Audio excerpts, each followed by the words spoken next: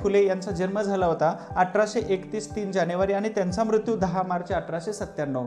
मग आपण सावित्रीबाई फुले यांच्यावरती सविस्तरपणे माहिती बघणार आहोत. त्याचबरोबर यांच्यावरती कशा पद्धतीने प्रश्न येऊ शकतात हे सगळी डिटेल आपण आजच्या लेक्चरमध्ये पाहणार आहोत. हे लेक्चर शेवटपर्यंत बघा, कारण का तर या लेक्चरसाठी जेवढी इन्फॉर्मेशन किंवा जेवढे संदर्भ ग्रंथ वाचलेले आहेत ते खूपच ताकदवान होते आणि त्यातून एक्झाम ओरिएंटेड माहिती, नवीन नवीन किस्से तुम्हाला या लेक्चरच्या माध्यमातून शेअर करणार आहे. तर लेक्चर शेवटपर्यंत बघायचं आहे, पहिली गोष्ट. दुसरी गोष्ट आहे, हे लेक्चर जर तुम्हाला आवडत असतील आणि आवडणार असतील, नक्कीच आवडणार आहे, तर लाईक करा, शेअर करा आणि कमेंट करायला विसरू नका की हे लेक्चर तुम्हाला कसं वाटलेलं आहे. ठीक आहे, आपण सुरुवात करतोय सावित्रीबाई फुले यांच्या लेक्चरपासून. सुरुवातीलाच आपण त्यांच्याबद्दलची प्राथमिक माहिती घेतोय. म्हणजे सुरुवातीची त्यांची प्राथमिक माहितीमध्ये त्यांचं जन्म, जन्म ठिकाण, गाव किंवा त्यांच्या तारखा वगैरे महत्त्वाच्या येतात. तर जन्म आहे 3 जानेवारी 1831 मध्ये. अर्थातच महात्मा ज्योतिबा फुले यांच्यानंतर काही वर्षांनी यांचा जन्म झालेला होता. त्यांचे वडील आहेत खंडोजी नेवसे पाटील. हे खंडोजी नेवसे पाटील मूळचे सातारचे नायगावचे, परंतु राहायला होते कुठं तर पुण्याच्या धनकवडी या भागामध्ये.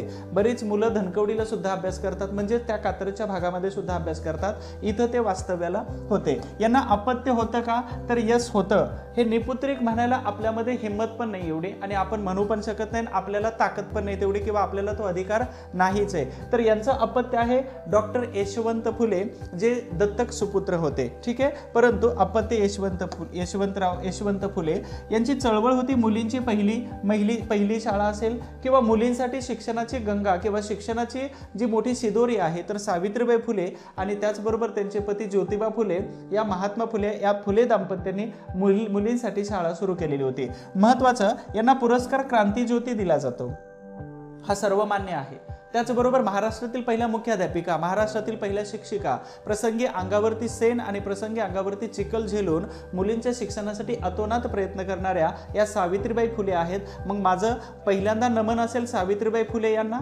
आणि त्याचबरोबर याच्यानंतर दुय्यम वंदन जातं हे फुले संपूर्ण दाम्पत्याला. कारण का तर त्यांच्या कार्य आणि त्याचबरोबर त्यांच्या कार्याचा वारसा हा आतापर्यंत आपल्या पुरोगामी महाराष्ट्राला लाभलेला आहे. केवळ मुली जर हे लेक्चर पाहत असतील तर तुम्हाला एक आव्हान आहे की सावित्रीबाई फुले यांचा संपूर्ण जीवनपट हा तुम्हाला तोंडपाठ असायला पाहिजे. जसं तुम्ही एखादं आवडीचं गाणं किंवा आवडीचा डायलॉग किंवा आवडीचं काहीतरी सेंटेन्सेस तुम्ही जसं पाठ करता, तसं सावित्रीबाई फुले यांची संपूर्ण माहिती ही तुम्हाला तोंडपाठ असायला पाहिजे. हीच सावित्रीबाई फुले यांच्यासाठी तुमच्याकडूनची एक दक्षिणा दिली जाऊ शकते. ठीक आहे, स्वागत आहे तुम्हा सर्वांचं. यांचा विवाह 1840 मध्ये झाला होता. ज्योतिबा फुले यांना 1834 पासून 1838 पर्यंत शाळेमध्ये टाकलेलं होतं, परंतु काही सनातनी लोकांनी काय केलं, सनातनी लोकांनी महात्मा ज्योतिबा फुले यांना शिक्षण का देता, त्यांना तुमच्या फुलांच्या व्यवसायामध्ये मदत करायला घ्या असं सांगितल्यानंतर काय केलं, तो गोविंदराव फुले यांनी 1838 मध्ये महात्मा ज्योतिबा फुले यांची शाळा सोडली. परंतु इथं 2 व्यक्ती होत्या, एक होते ख्रिश्चन आणि दुसरे होते मुस्लिम. या दोघांनी महात्मा फुले यांची कॅपॅसिटी किंवा यांची मध्ये असणारी ताकद ओळखली आणि त्यांना सांगितलं की मुलगा चांगला आहे आणि हुशार आहे तर त्यांना शिकवायला टाका तुम्ही. आणि म्हणूनच त्यांनी काय केलं तर पुण्याच्या एका स्कूलमध्ये त्यांना टाकलं होतं, मिशनरीच्या स्कूलमध्ये, जो इंग्लिश मिडियमचं स्कूल होतं. साधारणतः यांचा विवाह 1840 मध्ये झाला होता महात्मा ज्योतिबा फुले आणि सावित्रीबाई फुले यांचा. ठीक आहे, अजून एक महत्त्वाचं सांगायचं आहे की महात्मा फुले यांचा वाडा जो आहे तो गंजपेठेमध्ये आहे. त्या वाड्याला तुम्ही अवश्य एक वेळ भेट दिली पाहिजे. जर तुम्ही बाहेरून येत असाल तर किंवा पुण्यामध्ये जर राहत असाल तर अशा प्रेरणादायी स्थळांना तुम्हाला भेट देणं खूप गरजेचं आहे. कारण का तर ती जागा आणि तिथं असणाऱ्या ज्या वास्तू आहेत तर या महान पुरुषांची महती सांगतात, त्याचं कार्य सांगायला मागे पडत नाहीत. मग तुम्ही शिकायला का मागे पडता. ठीक आहे, महात्मा ज्योतिबा फुले अर्थात त्यांच्या सुपत्नी ज्या आहेत सौभाग्यवती सावित्रीबाई फुले यांचं नायगाव या ठिकाणी तालुका खंडाळा आणि जिल्हा सातारा आहे. तर सावित्रीबाई फुले यांचं जन्मघर हे दाखवण्याचा मी प्रयत्न करतोय. आपल्याला यूट्यूबच्या माध्यमातून कदाचित या जिल्ह्यामधून, या तालुक्यामधून आणि नायगावमधून खूप सारे स्टुडंट आहेत. तर कदाचित तुम्ही स्वतःला भाग्यवान समजत नसाल तर मी तुम्हाला भाग्यवान म्हणतो. कारण का तर तुम्ही सावित्रीबाई फुले यांच्या गावातून, त्यांच्या तालुक्यातून किंवा त्यांच्या जिल्ह्यातून आहात आणि तुम्हाला वसा आणि वारसा अशा महान दाम्पत्याचा लाभलेला आहे. ठीक आहे, पुढे जाऊया आपण एकदा 1841 मध्ये विवाहानंतर मिसेस मिचेल यांच्या नॉर्मल स्कूलमध्ये सगुणाबाई क्षीरसागर यांच्यासोबत सावित्रीबाई फुले काय करत होत्या तर तिथं शिकत होत्या. म्हणजेच त्यांच्यासोबत कोण होत्या तर सगुणाबाई क्षीरसागर शिकत होत्या. सावित्रीबाई फुले आणि सगुणाबाई क्षीरसागर या मिसेस मिचेल यांच्या नॉर्मल स्कूलमध्ये शिकण्यासाठी गेलेल्या होत्या. सुरुवातीला अक्षरांची ओळख तर झाली पाहिजे. प्रसंगी महात्मा ज्योतिबा फुले यांनी सुरुवातीलाच घरामध्ये लग्नानंतर अक्षरांची ओळख करून दिलेली होती, परंतु सोनाराने कान टोचावे या पद्धतीने त्यांनी काय केलं तर या मिचेल यांच्या स्कूलमध्ये मिसेस मिचेल यांच्या स्कूलमध्ये अक्षरांच्या पुढच्या ओळखीसाठी सावित्रीबाई फुले यांना तिथं पाठवण्यात आलेलं होतं. पुढे यांना प्रेरणा कोणाकडून घेतली होती तर महात्मा फुले यांनी प्रेरणा आपण बघितलं थॉमस पेन यांच्याकडून घेतली. परंतु इथं आहेत कोण तर थॉमस क्लर्क यांचे जीवनचरित्र सावित्रीबाई फुले यांनी वाचलं आपल्या कारकिर्दीमध्ये जेव्हा अक्षरांची ओळख झाली आणि थॉमस क्लर्क यांच्याकडून प्रेरणा घेतली होती. म्हणून महात्मा ज्योतिबा फुले यांचे प्रेरणादायी व्यक्तिमत्व वेगळं आहे आणि सावित्रीबाई फुले यांचं प्रेरणादायी व्यक्तिमत्व टोटली वेगळं आहे. पुढे जाऊया 1848 मध्ये भिडेवाड्यामध्ये. तर हे तात्यासाहेब भिडे यांचं नाव लक्षात ठेवा. तात्यासाहेब भिडे यांच्या वाड्यामध्ये काय केलं तर पहिली शाळा जी सुरू केली ते त्या शाळेमध्ये मुलींना शिक्षिका मिळत नव्हती आणि म्हणून महात्मा ज्योतिबा फुले यांनी काय केलं तर घरच्या पत्नीला म्हणजे सावित्रीबाई फुले यांना सांगितले की आता जबाबदारी पार पाडण्याची आणि पूर्ण करण्याची तुमच्यावरती वेळ आलेली आहे, म्हणून स्वतः शिक्षिका म्हणून काम केलं. तर प्रश्न बनतो की पहिल्यांदा कोणत्या शाळेमध्ये शिक्षिका म्हणून काम केलं तर ही पहिली शाळा आहे भिडेवाड्यामध्ये. 1 जानेवारी 1818 म्हणजेच कालचाच दिवस आहे नववर्षाच्या निमित्ताने. इथं बऱ्याच तारखा तुम्हाला मिळून जातात. एक ऑगस्ट आहे, दुसरी 1 जानेवारीची आहे. तर या तारखेला भिडेवाड्यामध्ये मुलींची पहिली शाळा सुरू केली आणि देशातील भारतीय समाज सुधारकांनी केलेली सुरू ही भारतातील पहिली महत्त्वाची शाळा आहे जी मुलींसाठी शाळा सुरू केली होती. 1849 मध्ये वंचितांच्या शिक्षणासाठी पती महात्मा ज्योतिराव फुले यांच्यासोबत गृहत्याग केला होता, म्हणजे घराचा त्याग केला होता. आता हा किस्सा किंवा ही गंमत काय आहे किंवा ही इन्सिडेंट काय होता तर महात्मा ज्योतिबा फुले यांचे जे वडील आहेत गोविंदराव, तर या गोविंदरावांना काय केलं तर सनातनी लोकांनी सांगितलं की महात्मा ज्योतिबा फुले काहीतरी वेगळं करतायत आणि ते धर्मभ्रष्ट करायला चाललेत किंवा समाजातून बहिष्कृत केले जाऊ शकता अशी भीती घातल्यानंतर गोविंदराव फुले घाबरले आणि त्यांनी काय केलं महात्मा ज्योतिबा फुले यांच्यापुढे 2 ऑप्शन दिलं. हे समाज सुधारणेचं जे काय काम करतात तर ते तो सोडून द्या, म्हणजे माझ्या घरात राहता येईल, नसेल तर घराचा त्याग करा. महात्मा ज्योतिबा फुले यांनी आपल्या पत्नीला सांगितलं आवाज देऊन की जे साहित्य आहे ते पटकन गोळा कर, आपल्याला घर सोडावं लागतंय. ही हिंमत होती महात्मा ज्योतिबा फुले यांच्यामध्ये. कारण का तर त्यांनी समाज सुधारण्याचा वसा आणि वारसा घेतला होता आणि तुरंत त्यांनी काय केलं घराचा त्याग केला आणि घराचा त्याग केल्यानंतर त्यांचे जे मुस्लिम बंधू होते, मुस्लिम भाऊ होते किंवा मुस्लिम सोबती होते, सहकारी होते, तर यांच्या घरामध्ये जाऊन महात्मा ज्योतिबा फुले यांनी काही कालावधीपर्यंत राहिले. नंतर गंजपेठेमध्ये महात्मा फुले वाडा आपण ज्याला म्हणतो तर त्यांचे शिक्षक कोण होते हा प्रश्न एमपीएससीने लेटेस्ट मध्ये विचारलेला आहे. तर यामध्ये शिक्षक होते केशव भवाळकर, महात्मा ज्योतिबा फुले आणि सखाराम परांजपे. तर ह्या महत्त्वाच्या काही शिक्षकांनी सावित्रीबाई फुले यांना प्राथमिक शिक्षण दिलेलं होतं. पुढे जात असताना आपण बघतोय 1 मे 1849 मध्ये सावित्रीबाई फुले यांना किंवा फुले दाम्पत्यांना जेव्हा घराचा त्याग करायचा होता तर त्यावेळी त्यांना जो आश्रय दिलेला होता तो उस्मान भाई शेख या मुस्लिम दाम्पत्यांनी आश्रय दिलेला होता. मग इथं पुणे या ठिकाणी 1849 मध्ये उस्मान शेख यांच्या वाड्यामध्ये प्रौढांच्या शाळेची स्थापना केलेली होती आणि सावित्रीबाई फुले इथं अध्यापनाचं काम करत होत्या. आता ही प्रौढांची शाळा जी आहे तर ही काय आहे तर महाराष्ट्र सरकार 2000 नंतर ऍक्टिव्ह होतं भारत सरकार की प्रौढांना पण शिकवलं पाहिजे. तर प्रौढांना म्हणजेच काय तर दिवसभर काम करणारे आणि दिवसभर शेती करणारे आणि दिवसभर मजुरी करणारे जे लोक आहेत तर ह्या सगळ्या लोकांना पण अक्षरांची ओळख झाली पाहिजे. म्हणून रात्रीच्या वेळी जशी रात्रशाळा असते तशाच पद्धतीने रात्री किंवा दिवसा जे प्रौढ व्यक्ती अवेलेबल आहेत तर त्यांना शिकवण्याचं काम सावित्रीबाई फुले यांनी करत होते. मग रात्रशाळेची संकल्पना सावित्रीबाई फुले यांची आहे आणि त्याचबरोबर प्रौढांच्या शाळेची संकल्पना भारताला जर देणगी दिली असेल तर ती सावित्रीबाई फुले यांनीच दिलेली होती. यानंतर 1851 मध्ये जॉन वॉर्डन यांची शाळांना भेट दिलेली होती. जॉन वॉर्डन या अधिकाऱ्याने महात्मा ज्योतिबा फुले यांनी ज्या शाळा सुरू केलेल्या होत्या तर यांना भेट दिली होती. मग या शाळेंना भेट देत असताना जशा पद्धतीने महात्मा ज्योतिबा फुले पूर्ण ताकदीनिशी काम करतात, शाळा स्थापन करण्यापासून ते पुढे चालवण्यापर्यंत, फंडिंग गोळा करण्यापासून सनातन्यांचा विरोध पत्करण्यापर्यंत, तर तशाच पद्धतीने सावित्रीबाई फुले या त्यांच्या खांद्याला खांदा लावून आपल्या पतीसोबत काम करत होत्या. म्हणून इथं जॉन वॉर्डन यांनी सावित्रीबाई फुले यांचं खूप छान शब्दामध्ये कौतुक केलं. ते कौतुकाचे शब्द आहेत की ज्योतिबांपेक्षा त्यांच्या पत्नींचे कौतुक करावे तेवढे थोडे आहे.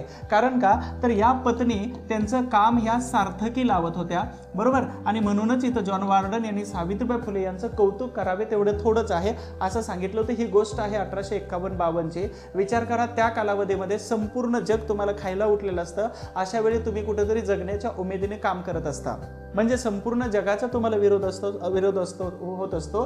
त्यावेळी तुम्ही काय करता, तर कुठेतरी फिनिक्स पक्षाप्रमाणे एक उंच झेप घेत असता आणि त्या झेपेमध्ये तुमचं शैक्षणिक कार्य आणि त्यामध्ये अशा प्रकारचं कौतुक होतं. त्यासाठी ती खूप मोठी गोष्ट होती त्या दाम्पत्यासाठी. 1852 मध्ये महात्मा ज्योतिबा फुले यांनी जे शैक्षणिक कार्य सुरू केलं होतं 1848 पासून 52 पर्यंत जवळपास 20 पेक्षा जास्त शाळा सुरू केल्या होत्या. मग त्यावेळी डेक्कन महाविद्यालयाचे किंवा डेक्कन कॉलेजचे जे प्राचार्य होते मेजर कॅन्डी, हे मेजर कॅन्डी यांना दखल घ्यावी लागली होती आणि मग मेजर कॅन्डीने पुण्याच्या विश्रामबाग वाड्यामध्ये फुले दाम्पत्याचा सत्कार केलेला होता. बरं, सत्कारच नाही केला तर मेजर कॅन्डी यांनी महात्मा फुले यांच्या शाळांना पुस्तकांची भेट दिलेली होती. सगळ्या शाळांना पुस्तकं जर कोणी दिली असतील तर मेजर कॅन्डी यांनी दिली. बरं, एवढ्यावरतीच नाही थांबले. यांनी काय केलं, दक्षिणा प्राइज निधी किंवा दक्षिणा प्राइज फंडातून महात्मा फुले यांच्या शाळेला महिना 25 रुपयाची देणगी दिली. हीच देणगी पुढे जाऊन त्यांनी 75 रुपये केलेली होती. हे सुद्धा इतिहास साक्षीदार आहे. यावरती तुम्हाला परीक्षेला प्रश्न बनू शकतो. पुढे जाऊया. 1852 मध्ये शाळांची तपासणी आणि आदर्श शिक्षिका अशा प्रकारचा अभिप्राय इथं मेजर कॅन्डी यांनी सावित्रीबाई फुले यांना दिला होता. तर दोन प्रकारची नावं आली, जॉन वॉर्डन आणि दुसरे आले होते मेजर कॅन्डी. ह्या दोघांनी पण कोणाचं कौतुक केलं असेल तर सावित्रीबाई फुले यांचं कौतुक केलं. कारण का तर त्यावेळी मनुस्मृती किंवा मनुवादी संस्कृतीमध्ये स्त्रियांना जगण्याचा आणि कोणत्याही प्रकारचा अधिकार नसताना आपल्या पतीला बरोबर आपल्या त्या कामामध्ये योग्य साथ देण्यामध्ये जी भूमिका पार पाडतात अशा महान व्यक्तीचा सत्कार होणं आणि कर्तव्याचा गौरव होणं कामच होतं किंवा साधक होतं. म्हणून यांनी काय केलं, गौरव केलेला होता. 1852 मध्ये पुण्याचे कलेक्टर होते जोन्स आणि यांच्या ज्या पत्नी आहेत E.C. जोन्स यांच्या अध्यक्षतेखाली संपूर्ण जाती धर्माच्या स्त्रियांसाठी त्यांनी मकर संक्रांती आणि तिळगुळाचा कार्यक्रम केला होता याच जानेवारी महिन्यामध्ये. लक्षात ठेवा, कारण का तर इथे एक शब्द टाकलेला आहे सर्व जातीच्या आणि सर्व धर्मांच्या स्त्रियांसाठी. सावित्रीबाई फुले या कार्यक्रमाच्या वेळी काय करत होत्या तर दाराच्या समोर असणाऱ्या एका पूर्ण प्लेन जागेवरती एक कपडा अंथरून द्यायचा किंवा बसायचं जे ठिकाण असतं तर त्याच्यावरती एक पूर्ण कागद टाकून द्यायचा.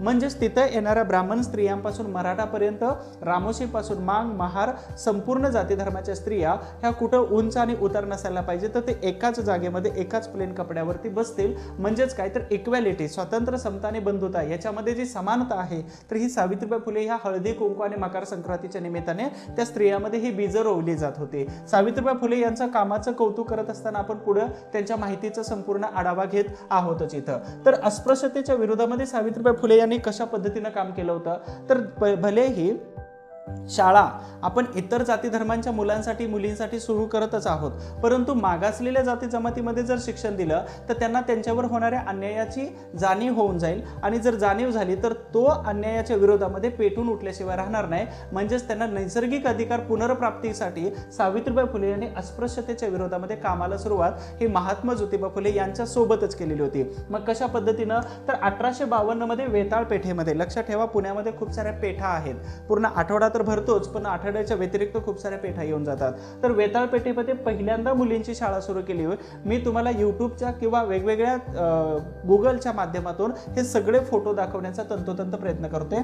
तर ही वेताळ पेठेसाठी अस्पृश्यांसाठी महात्मा ज्योतिबा फुले यांनी काढलेली ही पहिली शाळा होती. या शाळेमध्ये सावित्रीबाई फुले या पहिल्या शिक्षिका, कारण अस्पृश्यांच्या शाळेमध्ये शिक्षिका मिळणं खूप अवघड होतं आणि म्हणून सावित्रीबाई फुले यांनी सुरुवातीला त्या पेठेमध्ये शिकवण्याचं काम केलेलं होतं. 1852 मध्ये महिला सेवा मंडळाची सावित्रीबाई फुले यांनी स्थापना केली. सावित्रीबाई फुले स्वतः या महिला सेवा मंडळाच्या सचिव होत्या. मग या महिला सेवा मंडळाची स्थापना कोणत्या कारणासाठी केली होती तर महिलांना आर्थिक सक्षमताच कोणत्या प्रकारची नव्हती. मग जोपर्यंत महिला आर्थिक सक्षम होत नाही तोपर्यंत तिला स्वाभिमानाने जगता येत नाही आणि म्हणूनच इथं सावित्रीबाई फुले यांनी महिलांच्या आर्थिक स्वातंत्र्यासाठी महिला सेवा मंडळाची स्थापना 1852 मध्ये केलेली होती. बरं, याच्या स्थापनेमध्ये महत्त्वाची मदत कोणाची मिळाली होती तर E.C. जोन्स, अर्थातच पुण्याचे कलेक्टर जे आहे तर यांच्या पत्नी E.C. जोन्स यांची सर्वतोपरी मदत सावित्रीबाई फुले यांना झाली होती. 1852 मध्ये महात्मा ज्योतिबा फुले यांच्या आत्यांच्या सांगण्यावरून महात्मा फुले यांनी काय केलं तर महार मांग लोकांस विद्या शिकवणारी मंडळी जेव्हा सुरू केली ही संस्था, तर त्यामध्ये मोरो विठ्ठल वाळवेकर, सदाशिव परांजपे, गोवंडे सगळे लोक महत्वाचे सहभागी होते. मग यामध्ये 1852 मध्ये महार मांग लोकांस विद्या शिकवणारी जेव्हा मंडळी स्थापन केली, तर स्त्रियांची बाजू आणि स्त्रियांना शिक्षण कोणी द्यायचं, तर तिथं शिक्षिका म्हणून स्वतः सावित्रीबाई फुले सुद्धा त्या ठिकाणी उभा राहिलेल्या आपल्याला दिसून येतात. पुढे जाऊया. 1868 मध्ये घरचा पाण्याचा हौद महात्मा फुले आणि सावित्रीबाई फुले यांनी ओपन केलेला होता अस्पृश्यांसाठी किंवा बहुजनांसाठी. आता त्याचं कारण काय आहे तर 1866 पासून 1869 पर्यंत महाराष्ट्रातच नाही तर संपूर्ण भारतभरामध्ये प्रचंड मोठा दुष्काळ आलेला होता. आणि या दुष्काळाच्या कालावधीमध्ये गंमत सांगायची तर इथं की गावाच्या बाहेर खराब जे पाणी आहे की ज्या पाण्यामध्ये जनावरं आंघोळ करतात, हे पाणी सुद्धा अस्पृश्यांसाठी पिण्याला दिलं जात नव्हतं. म्हणजे एवढी विचित्र अवस्था होती. मग तुम्ही जब्बार पटेल यांनी दिग्दर्शित केलेला एक पिक्चर आहे डॉक्टर बाबासाहेब आंबेडकर म्हणून, महात्मा ज्योतिबा फुले यांचे शिष्य डॉक्टर बाबासाहेब आंबेडकर या पिक्चरचं नाव आहे. त्या पिक्चरमध्ये तुम्हाला अस्पृश्यतेचे चटके सहन करणारी जाती समुदायाचा तुम्हाला तो त्रास दाखवलेला आहे की गळ्यामध्ये मडकं बांधायचं, कारण का तर थुंकायचं नाही. त्याचबरोबर तुम्हाला पाठीमागं कमरेला खराटा बांधायचा, कारण का तर पायाचे ठसे पाठीमागं उठू नये, म्हणजे ठशांचा विटाळ होत होता या सनातनी महाराष्ट्रातील विशेष लोकांना. त्याचबरोबर दुपारी 12 वाजता निघायचं, कारण का तर 12 वाजता सूर्य अगदी डोक्यावर असतो, सावली त्याची पूर्ण पायात असते, सावलीचा विटाळ होत होता. आणि बाहेरून रस्त्यावरून जात असताना हातामध्ये काठी घेऊन ती काठी खाणत जायची किंवा रस्त्यावरती मारत जायचं, आवाज करत जायचं. कारण का तर आवाज आला म्हणजेच काय तर या रस्त्याने अस्पृश्य येतोय, मग आपण आपला रस्ता बदलला पाहिजे. एवढ्या वाईट अवस्थेमध्ये, एवढ्या विचित्र अवस्थेमध्ये भीमा कोरेगावची लढाई झाली आणि त्याच्यामध्ये स्वाभिमानाची लढाई होती, ती आत्मसन्मानाची लढाई होती. ती लढाई होती आपल्या हक्कांसाठी, सन्मानासाठी आणि इज्जतीसाठी. म्हणून ती लढाई 834 विरुद्ध 28,000ची फौज होती. इथं तुम्हाला वेगवेगळे रेफरन्सेस सापडतात, लाईक यूट्यूब किंवा विकिपीडिया वगैरे. तर अशा पद्धतीनं या अस्पृश्य समुदायाला त्यांचे अधिकार दिले पाहिजेत. आणि म्हणूनच दुष्काळाच्या कालावधीमध्ये महात्मा ज्योतिबा फुले यांनी गंजपेठेमध्ये आजही विहीर आपल्याला बघायला मिळते. हीच विहीर आहे, साक्षीदार आहे की महात्मा ज्योतिबा फुले यांनी अस्पृश्यांसाठी पिण्याचं पाणी ओपन करून दिलेलं होतं. पुढे जात असताना आपण बघतोय 1849-50 मध्ये महात्मा ज्योतिबा फुले यांनी पुणे असेल, सातारा असेल आणि अहमदनगर जिल्ह्यामध्ये वेगवेगळ्या ठिकाणी शाळांची स्थापना केली. सावित्रीबाई फुले यांनी काय केलं तर सुरुवातीच्या कालावधीमध्ये शाळा सुरू झाली की महिला शिक्षिका मिळायच्या नाहीत, आणि म्हणून सावित्रीबाई फुले काही दिवस त्या शाळेमध्ये काय करायच्या, शिक्षिकेचं काम करायचं, म्हणजे इतर लोकांना थोडीशी प्रेरणा मिळेल. आणि प्रेरणा मिळाली की मग सावित्रीबाई फुले नंतर पुण्याला शिफ्ट होऊन जात होत्या. 1855 मध्ये त्यांनी रात्रशाळेची स्थापना केली.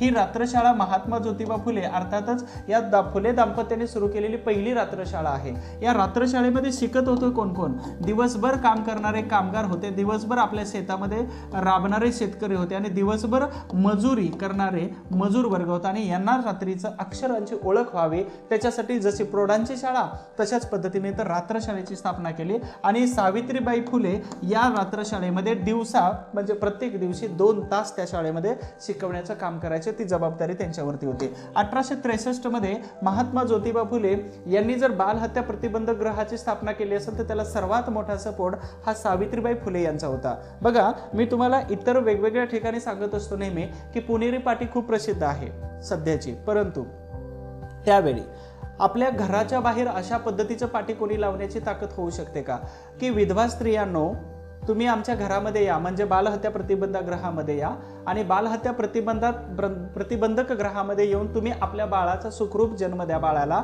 तुमची आयडेंटिटी, तुमची ओळख ही गुपित ठेवली जाईल, गोपनीय ठेवली जाईल.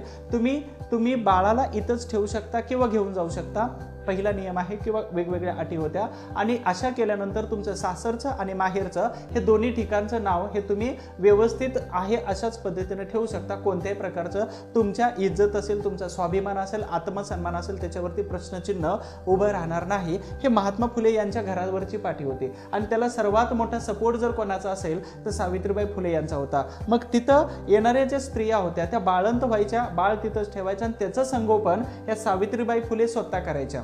लक्षात ठेवा, अशा पद्धतीचं काम करण्याचं धाडस फक्त तत्कालीन कालावधीमध्ये सावित्रीबाई फुले यांच्याकडेच होतं. 1860 मध्ये विधवा पुनर्विवाहाला सावित्रीबाई फुले यांनी सहाय्य केलं किंवा मदत केलेली होती. 1864 मध्ये अनाथ बालकाश्रमाची स्थापना केली.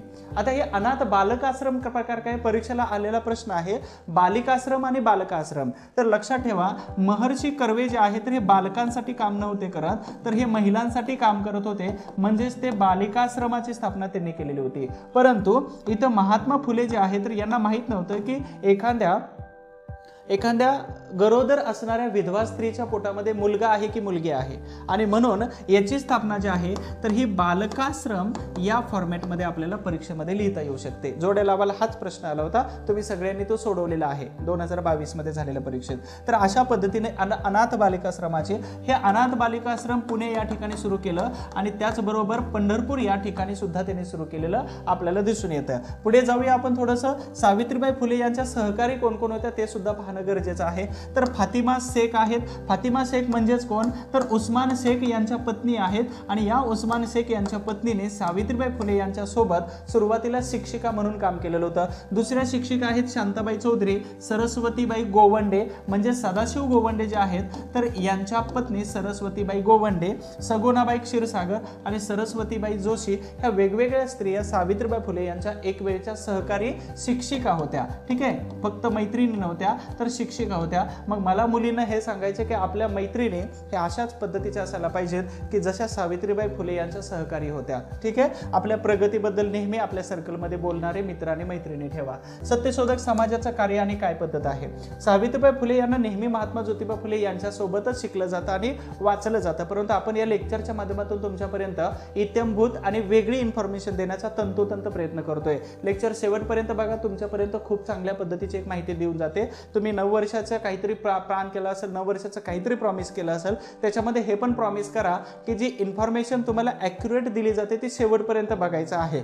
ठीक आहे, चलो. तर 24 सप्टेंबर 1873 मध्ये सत्यशोधक समाजाची स्थापना ही पुण्यामध्ये केलेली होती महात्मा ज्योतिबा फुले यांनी. 25 डिसेंबर 1873 मध्ये, लक्षात ठेवा सप्टेंबर आणि डिसेंबर आलं, तर सीताराम आल्हाट आणि राधाबाई निमकर जे आहेत तर यांच्या विवाहादरम्यान राधाबाई निमकर ह्या विधवा होत्या. लक्षात ठेवा, राधाबाई निमकर जे आहेत तर या खूपच खचलेल्या होत्या, मग मानसिकरित्या आणि वैचारिकरित्या, पण त्यांना मोरल सपोर्टची गरज असते. अच्छा, तुम्ही पण एमपीएससी करत असताना खूप थकतो, आपल्याजवळ हक्काचं बोलणारं कोणीच नसतं, म्हणून कोणाला तरी बोलत चला जेणेकरून आपल्या अभ्यासाचा मार्ग मोकळा होऊन जातो आणि जे काय आतमध्ये साचलेलं असतं ते पटकन बाहेर निघून जातं. तशाच पद्धतीनं राधाबाई निमकर यांच्या विवाहाच्या दरम्यान राधाबाईंना मानसिक आणि वैचारिक आधार देण्याचं जर काम कोणी केलं असेल तर त्यांच्या कामामध्ये हातभार लावणाऱ्या सावित्रीबाई फुले जे आहेत तर यांनी त्यांना मानसिक आणि वैचारिक आधार दिला होता. 1875 ते 78 मध्ये सत्यशोधक समाजाच्या वर्गणीदार सावित्रीबाई फुले राहिल्या होत्या. मग ठराविक रक्कम यांनी सत्यशोधक समाजाला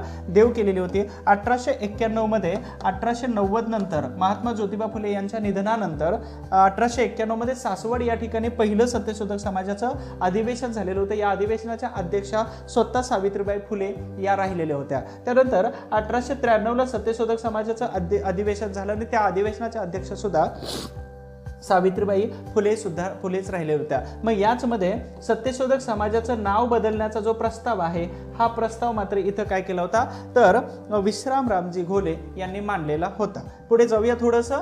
1875 ते 1877 मध्ये या कालावधीमध्ये म्हणजेच तुम्हाला सगळ्यांना माहिती आहे की 1876 पासून अर्थात 1877 मध्ये प्रचंड मोठा संपूर्ण भारतामध्ये दुष्काळ आलेला होता. आता हा कालावधी येतो लॉर्ड लिटन याचा, आणि लिटनच्या कालावधीमध्ये 1877 मध्ये प्रचंड मोठा दुष्काळ आलेला होता. पुण्यामध्ये काही लोकांना राहणं, जेवण किंवा ह्या सगळ्या प्रॉब्लेम्सला फेस करावं लागत होतं. त्याच कालावधीमध्ये पुण्याच्या परिसरामध्ये सावित्रीबाई फुले आणि महात्मा फुले या दाम्पत्याने जवळपास वेगवेगळ्या ठिकाणी 52 अन्नक्षेत्र उभा केले होते.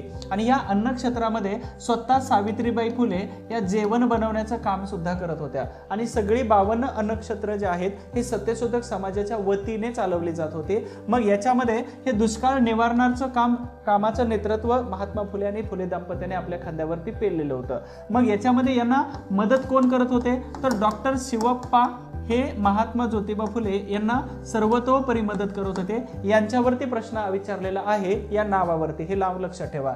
फेब्रुवारी 1889 मध्ये डॉक्टर यशवंत आणि हडपसरच्या ससाणे नगर या ठिकाणी असणाऱ्या ज्ञानोबा ससाणे यांची जी मुलगी आहे लक्ष्मी किंवा यांना म्हटलं जातं राधाबाई, तर यांच्याबरोबर दत्तक सुपुत्र यशवंत यांचा विवाह लावून दिला. काही पुस्तकामध्ये तुम्हाला आंतरजातीय विवाहाचा संदर्भ सापडून जातो, परंतु आपण सिंपल एक शब्द वापरतो, त्यांचा विवाह लावून दिलेला होता. याच्या पूर्वी अजून एक मला याच्यामध्ये सांगायचं आहे की मुलांसाठी काय केलं होतं, अर्थातच इथं असणाऱ्या लहान मुलांसाठी व्हिक्टोरिया आश्रमाची स्थापना केली आणि ती मुलांसाठी व्हिक्टोरिया आश्रम सुरू केलं होतं. तर यावरती तुम्हाला आयोगाचा प्रश्न विचारलेला आहे की व्हिक्टोरिया आश्रम खालीलपैकी कोणत्या घटकासाठी सुरू केला होता.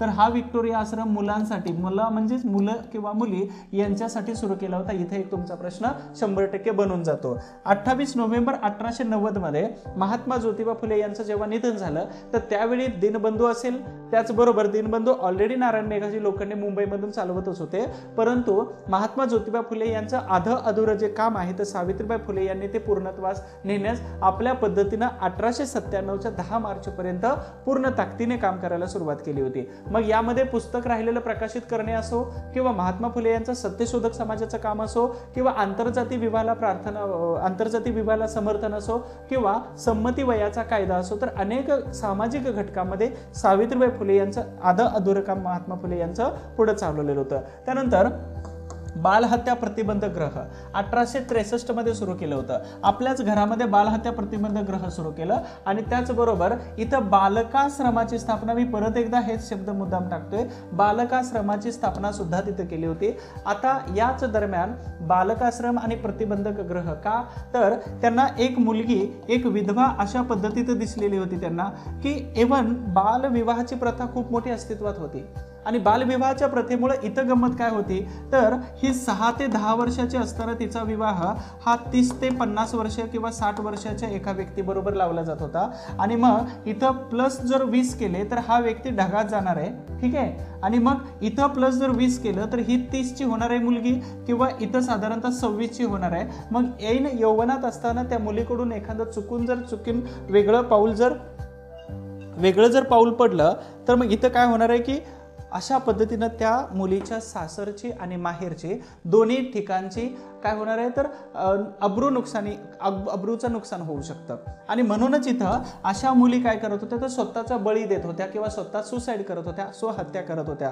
महात्मा ज्योतिबा फुलेंना हा प्रॉब्लेम समजला आणि म्हणूनच त्यांनी आपल्या घरामध्ये बालहत्या प्रतिबंधक ग्रहाची स्थापना केली होती. मुलींनो, अर्थातच ज्या विधवा आहेत किंवा अशा प्रॉब्लेमला फेस करणारे आहेत, तर तुम्ही या तुमची माहिती गोपनीय ठेवली जाईल. मी इत्थंभूत माहिती अगोदर सांगितलेलीच आहे. तर नातू घराण्यातील, लक्षात ठेवा, नातू घराणे म्हणजेच कोण होते, तर ब्राह्मण घराण्यातील काशीबाई नावाच्या एका विधवेचा मुलगा ज्यांचं नाव होतं यशवंत, यांना सावित्रीबाई फुले आणि फुले दाम्पत्य यांनी दत्तक घेतलं. त्यांना पुढे डॉक्टर बनवलेलं होतं. 4 वर्षामध्ये 100 पेक्षा जास्त महिलांनी त्यांच्या बालहत्या प्रतिबंधक ग्रहामध्ये बाळंत झालेल्या होत्या, हे तुम्हाला माहित असायला पाहिजे. 1884 मध्ये 35 ब्राह्मण विधवांनी आपली बाळंतपणं हे बालहत्या प्रतिबंधक ग्रहात 1863 सालच्या तिथं पार पाडलेली होती. 1887 मध्ये आपले उईल पत्रामध्ये वारसदार म्हणून डॉक्टर यशवंत यांचं नाव लावलेलं होतं महात्मा ज्योतिबा फुले यांनी. आणि जर तुम्ही कधी गंजपेठेत फुलेवाड्याला जर व्हिजिट केली तर त्या ठिकाणी तुम्हाला हेच उईल पत्र तिथं तुम्हाला दिसून येतं.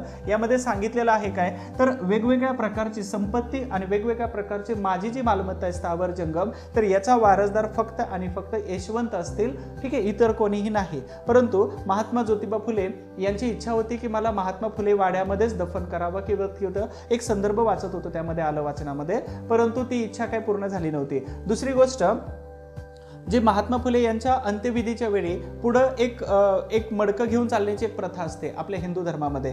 आणि अशा पद्धतीनं हे मडकं सुद्धा घेऊन जाण्यामध्ये सावित्रीबाई फुले यांनी पुढाकार घेतला, परंतु या डॉक्टर यशवंत यांना समाजकंटकांनी नकार दिलेला होता. शेवटी अग्नी सुद्धा लावून दिलेला नव्हता. असे संदर्भ आपल्याला सापडून जातात. एका महापुरुषाच्या बाबतीमध्ये अशा वेगवेगळ्या प्रकारच्या विचित्र घटना त्यांना अनुभवायला येतात, मग ते जिवंत असताना सुद्धा आणि त्यांच्या मृत्यूनंतर सुद्धा.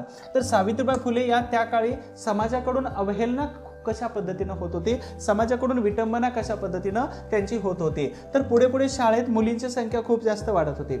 अस्पृश्य समाजातील मुलींची संख्या ही जास्त वाढत होती. कारण का, तर या ठिकाणी लहुजी बुवा वस्ताद जे आहेत तर यांच्या मार्फत, लहुजी बुवा वस्ताद साळवे तर यांच्या मार्फत मुलींची संख्या ही लक्षणीय वाढ होत होती, ती पण विशेषतः अस्पृश्य समाजातील. मग यामध्ये या दरम्यान त्यांच्या समस्या वाढत होत्या. कशा, तर शिकवण्याकरिता त्यांना लांबचा प्रवास चालत जावं लागत होता. आणि त्या दरम्यान हे समाजकंटक जे आहे तर हे कट्ट्यावर बसून शेण फेकायचे, प्रसंगी चिखल फेकायचे, दगड मारायचे, प्रसंगी चपला मारायचे. मग सावित्रीबाई फुले जाताना आपल्या बॅगमध्ये एक साडी घेऊन जायच्या. अंगावरची साडी तिथं चेंज करणे, शिकवत असताना नवीन साडी, परत येताना खराब झालेली साडी परत अंगावर घालून यायच्या. मग इथं फक्त ही सनातनी मंडळी आणि हे जे कंटक आहे समाजकंटक हे फक्त शिव्या देत नव्हते, चिखल आणि फक्त शेण टाकत नव्हते, तर हे शिव्यांची लाखोली वाहत होत्या. अर्थात जाताना स्त्रिया सुद्धा त्यांना शिव्या देत होत्या. मग ही अवहेलना एवढ्या मोठ्या महान सुधारकेची का व्हावी इथं. ठीक आहे, पुढे जाऊया आपण. प्लेगची साथ ही 1896-97 ची गोष्ट आहे. प्लेगची साथ ही 1897 मध्ये आली होती आणि 1896 मध्ये प्रचंड मोठा दुष्काळ पडलेला होता. ठीक आहे, मग यामध्ये आपल्याला बघूया 1896 चा प्रचंड मोठा दुष्काळ आणि 1897 मध्ये प्लेगची साथ. तर ब्युबॉनिक नावाचा व्हायरस लॉरेन्स दुसरा यांनी काय केलं होतं, तर हाँगकाँगमधून बॉम्बे प्रांतात धान्य आणलं होतं, जनता उपाशी मरू नये याच्यासाठी. आणि धान्य आणलं असताना त्यांनी काय केलं, तर त्या धान्यामध्ये एक व्हायरस आला होता. त्या व्हायरसचं नाव लक्षात ठेवा, ब्युबॉनिक आहे. परीक्षेला अजूनपर्यंत विचारलेलं आहे, परंतु येण्याचे चान्सेस नाकारता येत नाही. आणि यामध्ये जवळपास 1 कोटीच्या घरामध्ये लोक हे प्लेगच्या साथीला बळी पडलेले होते. 1907 मध्ये जवळपास मेलेल्यांची संख्या ही 13,15,000च्या आसपास होते. आता हे एक संदर्भ आहे मराठी विश्वकोशातून. त्यानंतर सावित्रीबाई फुले यांनी काय केलं, तर आपला स्वतःचा मुलगा डॉक्टर यशवंत हे ब्रिटिश आर्मीमध्ये डॉक्टर होते आणि ते दक्षिण आफ्रिकेमध्ये सर्व्हिस करत होते किंवा तिथल्या ब्रिटिश आर्मीमध्ये काम करत होते. यांना तार करून परत पटकन बोलावलं आणि तार करून पटकन बोलावल्यानंतर त्यांनी काय केलं, तर भारतामध्ये आपल्याला अशा पद्धतीचं म्हणजे ते रजा घेऊन आले आणि समजावून सांगितलं की आपल्याला आता समाज सुधारणावादी कामाला सुरुवात करावी लागणार आहे. त्याचं कारण काय आहे, तर त्याचं कारण आहे की 9 फेब्रुवारी 1897 मध्ये मुंबईतून गिरणी कामगारांचे जनक किंवा गिरणी मालकी, गिरणी कामगार किंवा गिरणी संस्था, ह्या गिरण्यांचे जनक किंवा संघटनांचे जनक म्हटलं जातं त्यांना, नारायण मेघाजी लोखंडे यांचा प्लेगच्या रोगांशी सामना करता करता आणि समाजसेवा करता करता मृत्यू झालेला आहे. त्याची पूर्ण जबाबदारी ही आपल्यावरती आलेली आहे. त्यावेळी डॉक्टर यशवंत यांना माहित होतं की प्लेगचा रोग किती भयंकर आहे. त्यांनी सांगितलं, आई तुला वेड लागलं की काय. परंतु सावित्रीबाई फुले यांनी सांगितलं की कदाचित तुझे वडील जर असते, अर्थात तात्यासाहेब जर असते, तर तुला पहिल्यांदा फटकावलं असतं आणि सांगितलं असतं की हे काम तुम्हाला करावं लागणार आहे, म्हणजे ओरडले असते. आणि अशा प्रकारचे नकारार्थी शब्द तुमच्याकडून अपेक्षित नव्हते असं सांगितल्यानंतर थोडंसं इमोशनल झाले आणि मग काय केलं, तर आपल्याला कामाला लागलं पाहिजे. कारण का, तर ह्या जनता जे आहे म्हणजेच काय, तर पेठेमध्ये राहणाऱ्या लोकांसाठी चांगल्या फॅसिलिटी मिळू शकतात, ॲम्ब्युलन्स मिळतात, मेडिसिन मिळतात, डॉक्टर मिळतात, पण पुणे आणि पुण्याच्या आसपास असणाऱ्या बहुजन आणि अस्पृश्य लोकांसाठी ना मेडिकल आहेत, ना डॉक्टर्स आहेत, ना ॲम्ब्युलन्स आहे, ना राहण्याची ना हॉस्पिटलची सोय. मग अशा लोकांसाठी आपण आता काम करायचं आहे. आणि म्हणूनच काय केलं होतं, तर या सगळ्यांनी कामाला सुरुवात केली. ती कुठं केली होती, तर पुण्यामध्ये हडपसर नावाचा एक एरिया आहे.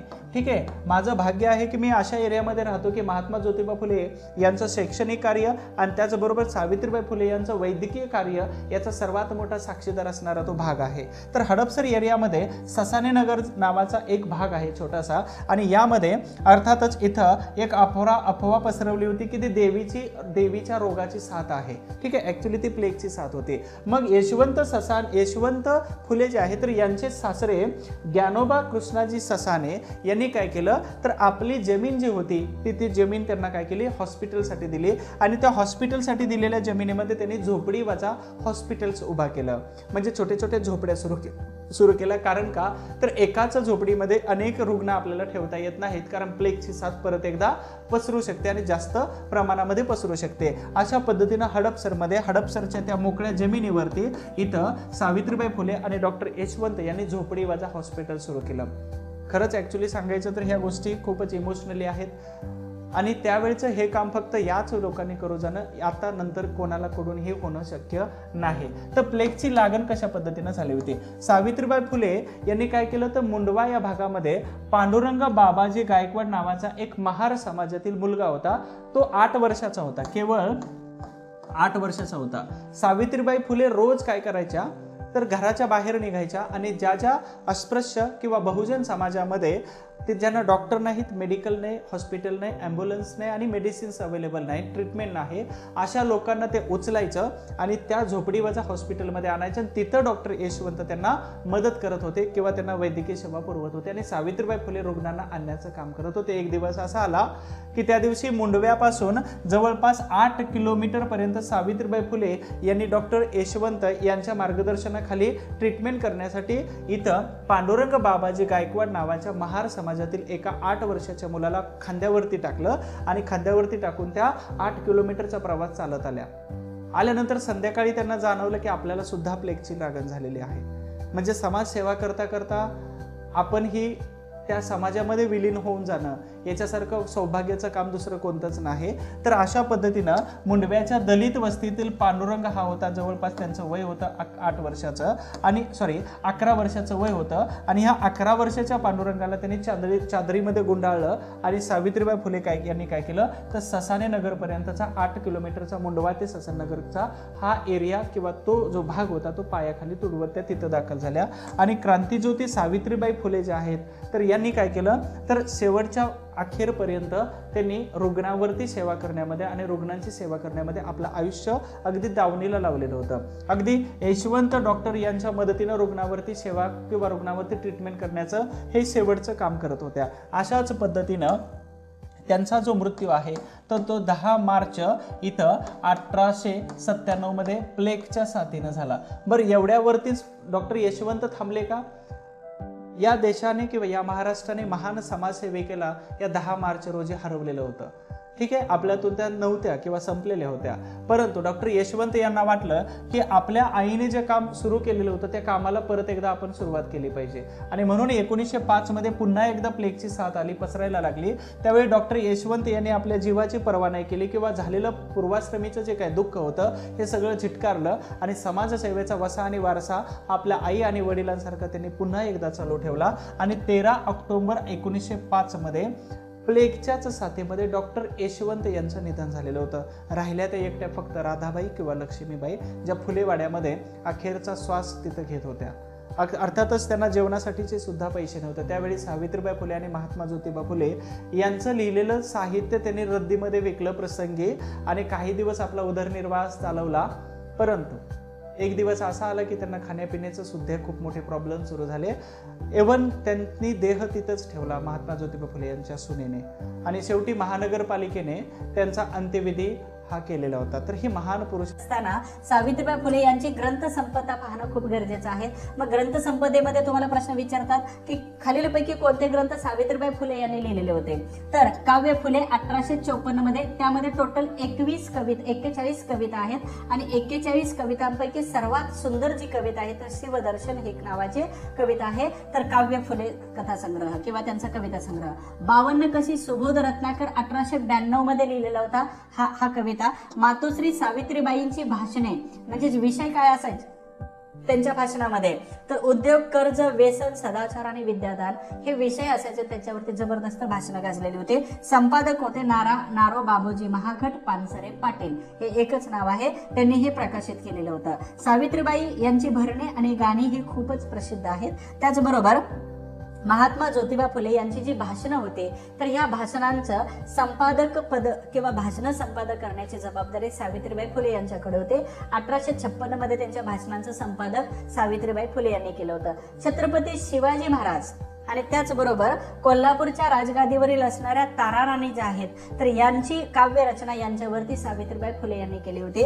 मग तुम्हाला माहित आहे की 1869 मध्ये महात्मा ज्योतिबा फुले यांनी रायगडावरती जाऊन महाराजांची पहिल्यांदा जर जयंती साजरी केली असेल तर शिवाजी महाराज यांच्यावरती पहिल्यांदा काव्य रचना कोणी केली असेल तर ते शिवदर्शन असेल किंवा छत्रपती शिवाजी महाराज यांच्यावरती काव्य रचना सावित्रीबाई फुले यांनी केली होती. ठीक आहे, पुढे जात असताना आपण बघतोय 1854 मध्ये काव्य फुले हा पहिला कविता संग्रह सावित्रीबाई फुले यांचा प्रकाशित झालेला होता. ठीक आहे, हे काव्य फुले 1854चा.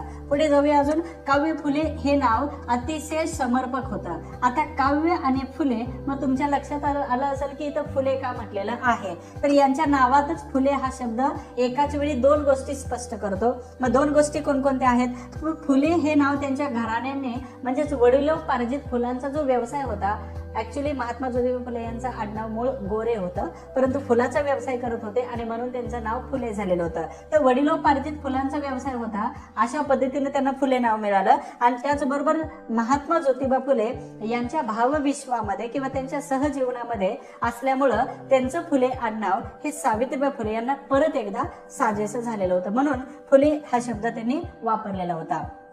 सावित्रीबाई फुले यांची विशेषता काय सांगता येते आपल्याला, तर महाराष्ट्रातील स्त्री मुक्ती आंदोलनाची पहिली स्त्री होती. पहिल्या चळवळीच्या अग्रणी नेत्या होत्या सावित्रीबाई फुले.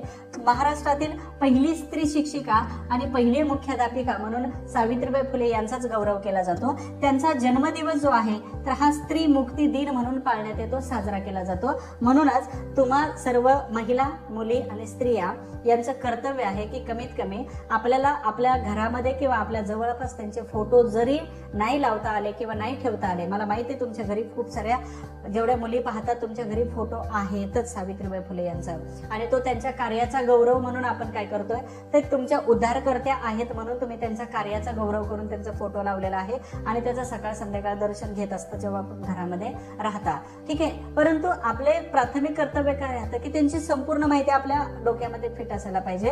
म्हणून आपण आपल्या पुढच्या जनरेशनला सांगत असताना समाज सुधारकांचं काम सांगा, तुमची जनरेशन अशी खूप चांगली फुलासारखी डेव्हलप होईल. कारण का, तर त्यांना हे जर काम समजलं तर त्यांना सध्याचं आयुष्य सुद्धा चांगल्या पद्धतीनं समजून जातं. ठीक आहे, धनंजय कीर, मी लास्ट टाइम पण तुम्हाला सांगितलं होतं, धनंजय कीर हे असे एक आत्मचरित्रकार आहेत की ज्यांनी महाराष्ट्रातील सगळ्याच महापुरुषांचं आत्मचरित्र लिहिलेलं आहे. ते सांगतात, 19व्या शतकामध्ये स्त्रियांच्या उद्धारासाठी व्यतीत केलेले सावित्रीबाई सारखे अन्य आदर्श उदात्त उदाहरण क्वचितच आढळून येईल. तुम्हाला हे शब्द किंवा हे कलर तुम्हाला दिसतो की नाही माहित नाही, परंतु मी तुम्हाला समजावून सांगतोय.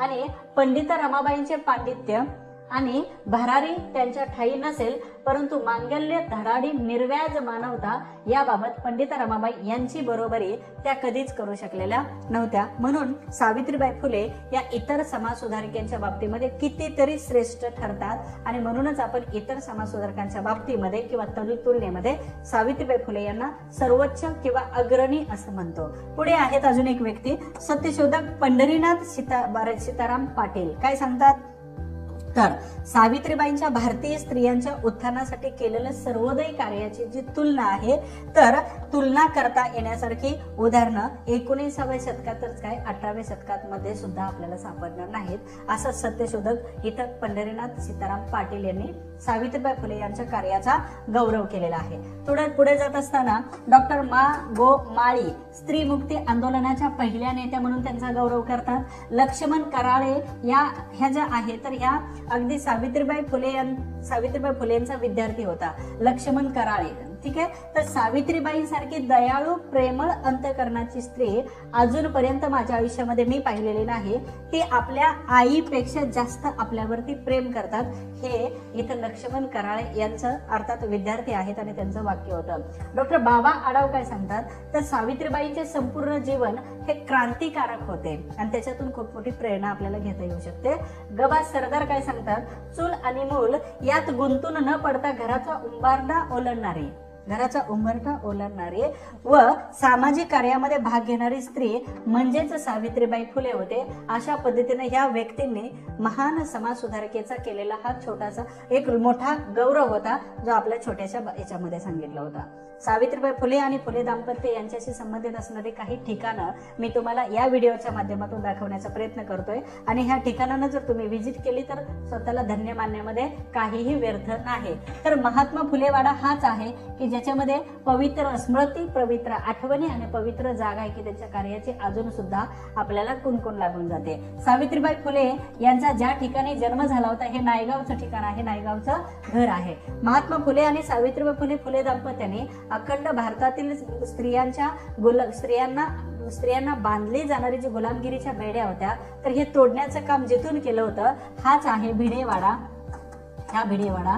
मग तुम्ही सगळेजण दगडूशेठ गणपतीला जशा पद्धतीनं वंदन करता तशाच पद्धतीनं पाठीमागे राऊंड करायचं, हात जोडून फक्त फिरायचं. तर ही तुम्हाला भारतातील स्त्रियांच्या उद्धारकर्त्यांची एक जागा दिसते. ह्या जागेला सुद्धा वंदन करा. दुसरी गोष्ट आहे, महात्मा ज्योतिबा फुले यांनी अस्पृश्य समाजासाठी पहिल्यांदा वेताळपेठेमध्ये जी शाळा सुरू केली तर हीच ती शाळा आहे. ही शाळा आज जरी अस्तित्वात नसली तर त्यावेळेचा हा फोटो दाखवण्यात आलेला आहे. 1852 मध्ये संस्कृत किंवा डेक्कन महाविद्यालयाचे प्राचार्य मेजर कॅन्डी यांनी ज्या फुले दाम्पत्याचा सत्कार ज्या ठिकाणी केलेला होता तर हाच तो वाडा आहे ज्याचं नाव आहे विश्राम बाग वाडा. आणि या विश्राम बाग वाड्यामध्ये त्यांनी सत्कार करत असताना सांगितलं होतं की खरंच सावित्रीबाई फुले या योग रागिणी आहेत की ज्यांनी महात्मा ज्योतिबा फुले यांना प्रत्येक कामामध्ये मदत केलेली होती. 1868च्या दुष्काळामध्ये महात्मा ज्योतिबा फुले यांनी अस्पृश्यांना आपला पाण्याचा हौद खुला करून दिला होता. इथं जाती व्यवस्थेला तोडण्याचं काम महात्मा ज्योतिबा फुले यांनी पहिल्यांदा इथं केलं होतं. आणि सर्वात महत्वाचं आहे की फुलेवाड्यामध्ये अशा पद्धतीनं सावित्रीबाई फुले आणि महात्मा ज्योतिबा फुले यांचं एक स्मारक बनवलेलं आहे. नक्की